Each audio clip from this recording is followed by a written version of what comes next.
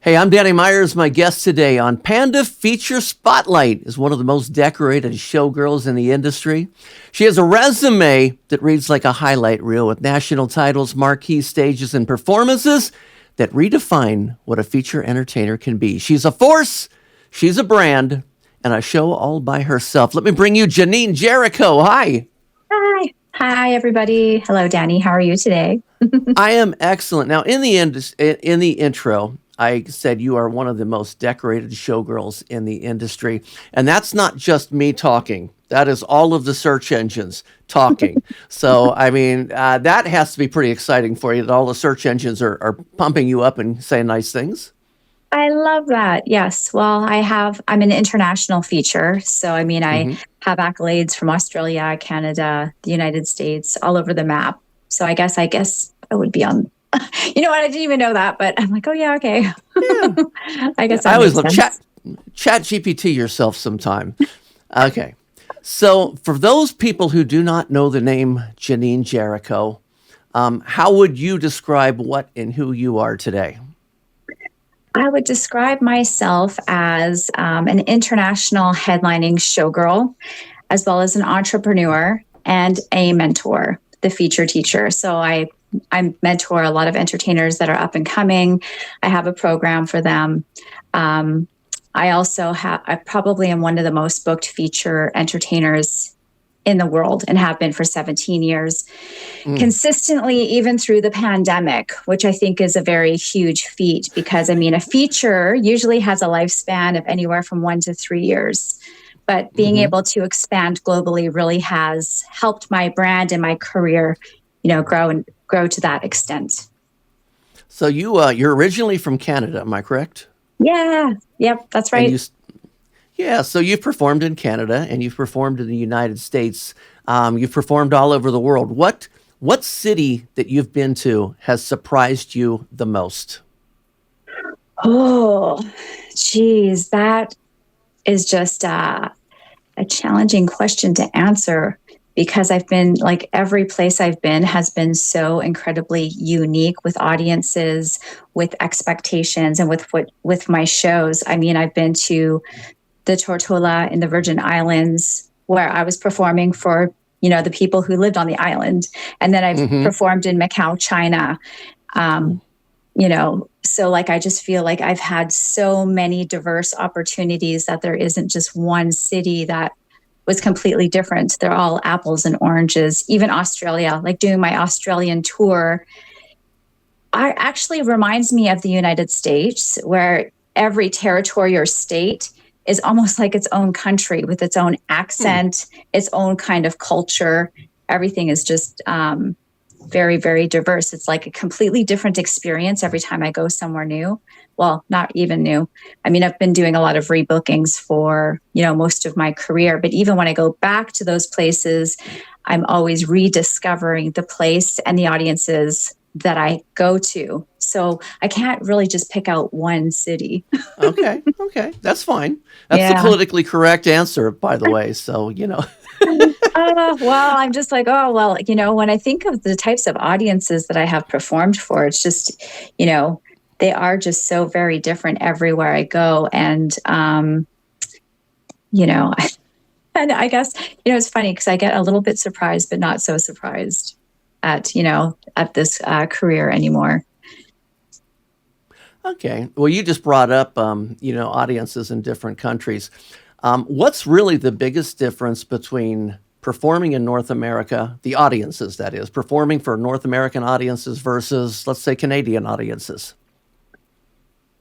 Okay. So the United States to Canada, well, very different to a degree. Like, actually, I do extremely well in the northern states like Michigan and Pennsylvania because a lot of those audiences are quite similar to Canadian audiences, where Hmm. the audiences are super wild and interactive and they give you standing ovations. And Canada is like that. When you're a showgirl in Canada, the audiences treat you like you're a rock star and they're going to a concert. So the connection with the audience is very intense and inclusive. And I call it the sweet spot when you're on stage Mm. and you are connected with the crowd and it's like you're one. It's phenomenal. However, in the States, every state is so very different, even more diverse than the Canadian from province to province, where I feel like sometimes the customers are more subdued. Like their volume comes from making it rain, which is not a bad thing either. True. I don't mind that volume, but I find that a lot of states are just a more subdued. They sit back, they enjoy the show, they watch the show almost like it's a cabaret, opposed to being more interactive. And I'm an in-your-face kind of feature entertainer. I want to pull people into my show, like literally, and have a good time. So sometimes I'm like, okay, this is more of a cabaret style performance. I don't mind, doing that type of performance. But I really, because that's what Canadian audiences are like. They're super rowdy. Can you remember, looking back over your career, a time where you just said, yep, this is exactly where I'm supposed to be. I'm doing what I want. Can you remember, like, was it an era, maybe a time in your life? I would say it was my second era. So I have my first era of dancing where I started like right at 18 years old, and I danced probably till about 23 or 24.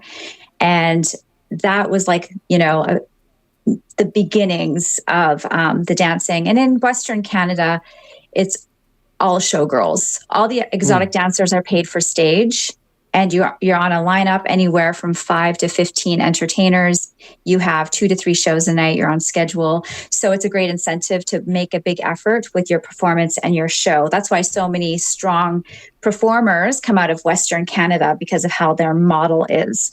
So in my first beginning era, I definitely was learning a lot, and I had a huge chip on my shoulder, like a lot of newcomers. And plus, I came out of the Arctic Canadian North, so it was even a bigger chip on my shoulder. So I feel like that era was definitely the grit and learning and all the things. I then left the industry and I worked in music for 5 years, and then I did fitness. So I managed a gym and was the top salesman in the company for 6 years. Total soccer mom, very, conservative civilian life. And then I came back to the dancing world when the Canadian feature died. So the Canadian feature had died, and Facebook was becoming a thing. I had agents that I had worked with back in the day say, you look better now than you did before. Would you come back? We've got contracts for you, because we just have no features left. And for me, I was like, no features, like Western Canada was all features, right? Yeah. And it probably took, 6 to 8 months of going back and forth, because I went from nude to prude. And then a whole bunch of things had just happened one after the other. It was almost like the stars aligned. And then I was offered my first Australian contract. They were like, come back out. We'll send you to Australia for a 4-week feature booking. And then I was planning on coming back and opening up my own personal training studio. But once I graced the stage, I was like, this is what I'm meant to be doing right now. Like, I am going to ride this wave as long and high and hard as I possibly can. Like, it was that moment when I went to Australia and stepped foot on stage after all of those things that I had learned, from the previous dancing era to my civilian life, to stepping foot back on stage, because I have always been a performer, at heart on the inside, and dancing and music has always been my passion. So that was that would be my defining moment of, this is where I'm supposed to be, and I'm really just going to take it all the way to the top and do as much as I possibly can. Okay, let's fast forward to what's going on now. On top of being one of the most booked feature performers in the country and the world, probably, tell me also about this Clash of the Titans. This is a competition that, did you start it? I did start this one, yes. I had helped with other contests with their lineups. Like the organizers would come to me and say, do you have, ladies that you would recommend to compete in this contest? And I would help them build their lineups. So I kind of feel like that was the stepping stone, without really knowing, that was going to lead to anything. I just knew which entertainers would probably get along with each other. There would be a good, you know what I mean? There'd be a decent sense of camaraderie. And and who would like to jump on board and the exposure and all that sort of stuff. So I started to help other events build their lineups. And then I had a club owner approach me and asked me if I would do my own event for his club. And at first I said no. I said, because I had just done an event where there was a lot of drama. And I'm like, this is not for me. I want to have fun, and I want it to be passionate, and I want to have a good time. And, it's not to say that things don't happen, because of course they do, especially in the entertainment industry where there's a lot of ego. But I just, after that one experience, I was like, nope, this is not what I want to do. But then he came back around and he was like, I really would love it if, you put together a contest for me, whatever you need. And I was like, okay. So the fact that he had come back around and had that support and belief in me, I'm like, well, you know what? Maybe I can do this. I'm like, I know what I can do. I'm going to invite all the girls that I know. The girls that I know behind the scenes. I know what they're like off the stage, and I know what they're like on the stage. So I can keep that kind of like invitational bubble, and,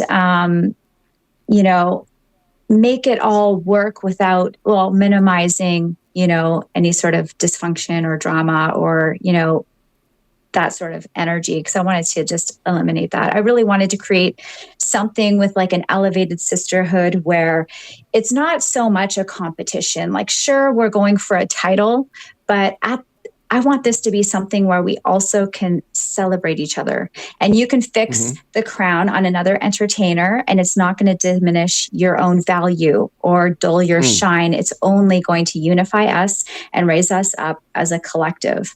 Like, I really wanted to have that type of energy with my events, because I was feeling, I come from an era where sabotage, all the there was serious sabotage stuff going on, and women were really pitted against each other, like almost to the death. Like there were some things that happened, where girls had shows sabotaged and it could have been deadly. So I'm like, we're out of that era. I want something that's going to, lift everybody up.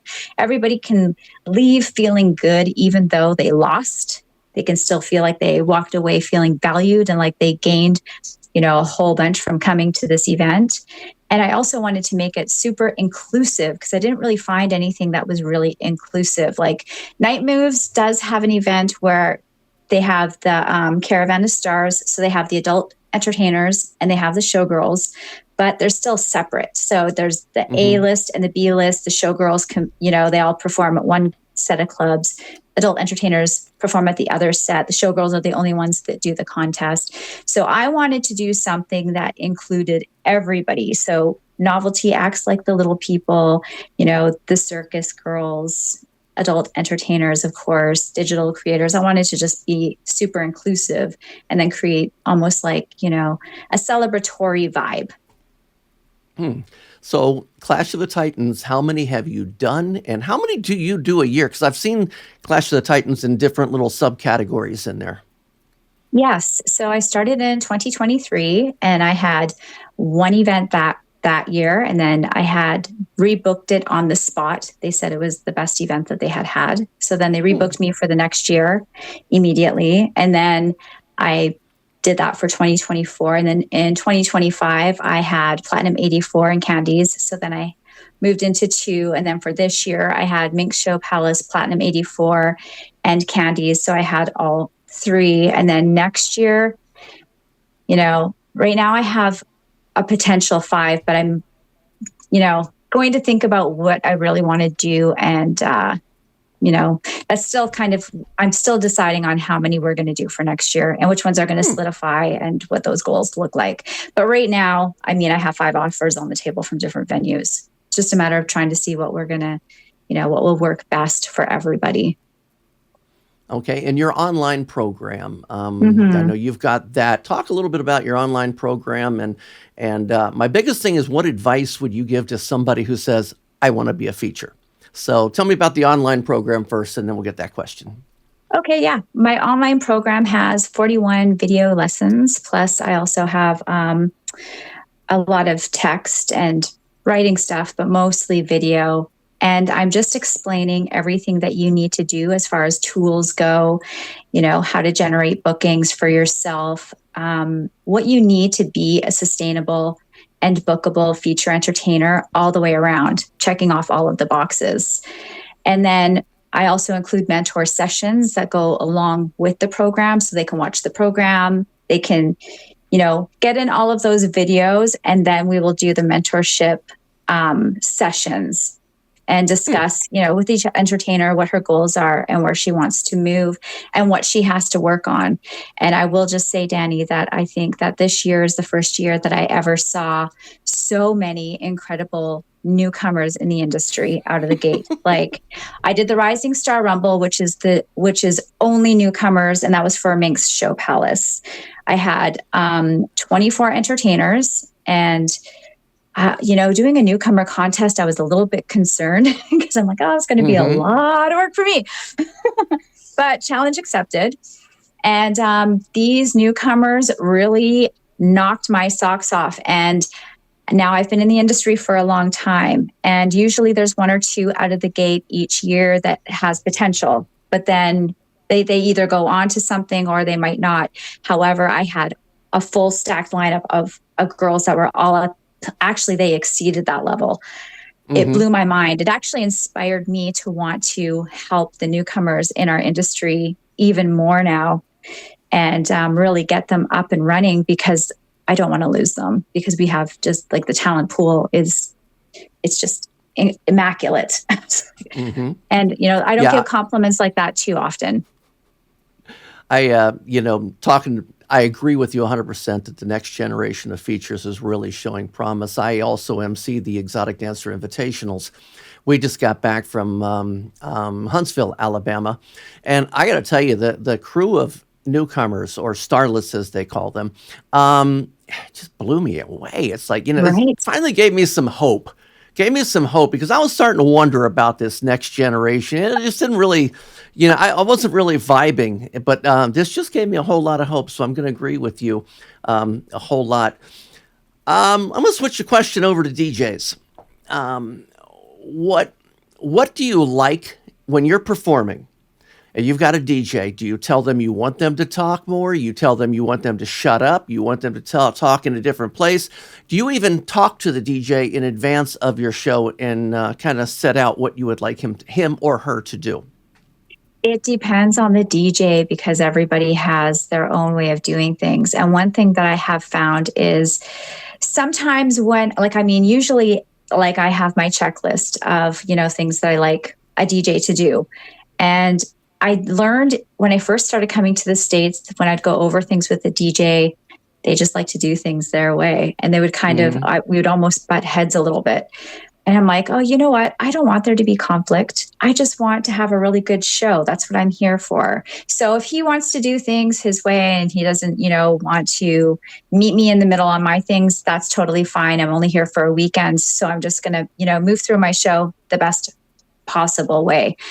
But it really is case by case, because there are some people who are like that, who really like to do things their own way. But then there are other DJs like Daryl Robertson, who's just amazing.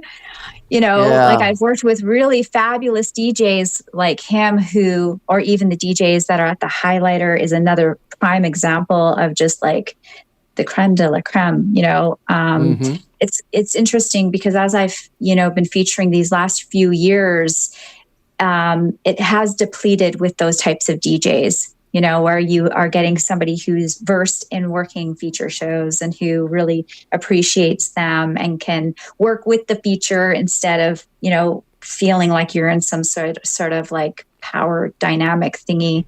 Another great example would be Lansing, Michigan. Like, they do use Showtime, the program. However, their DJs still MC the show, and they were spectacular. Like, they actually helped fill the room because they were promoting my shows so well for the weeks going in. And how I could tell were, I come in on a Thursday, it's almost a full house, and I have a customer come up to me right away, and he says, "Are you doing Bumblebee tonight?" And I'm like, "Oh, I'm like, I'm not doing Bumblebee tonight. I'm doing Bumblebee tomorrow. I'm like, oh, but that's great that you know my shows. He's like, oh, yeah, the DJ's been talking about all the different shows that you've been doing for the Oh, last good. month. He was talking about Venom and Star Wars. And I'm like, now that is excellent promotion. I'm like, wow, that like it really does work.